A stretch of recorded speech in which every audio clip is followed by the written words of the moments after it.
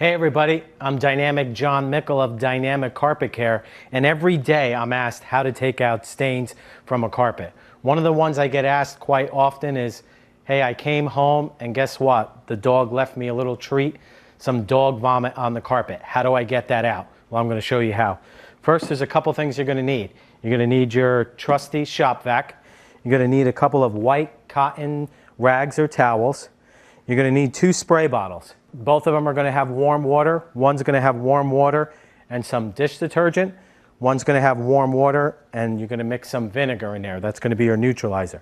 What you're going to do next is you're going to wipe up whatever vomit is left on the carpet with one of your towels. Wipe up all the excess.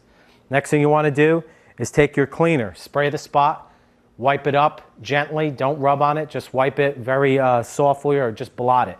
Once you do that, spray it with some of your vinegar water.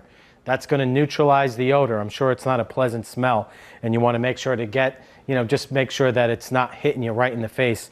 That vinegar will neutralize that odor. Take your shop vac, go over it, extract it about 7 to 10 times. Go over it, make sure it's good and gone. If it's not, repeat those steps. Take your cleaner, hit it again, and take your vinegar water, go over it, and then use your shop vac to go over it. So I hope that this remedy to get out dog vomit from your carpet helps. If that doesn't work and the problem is still there, contact a local professional in your area, or you could reach me directly at www.dynamiccarpetcaretampa.com.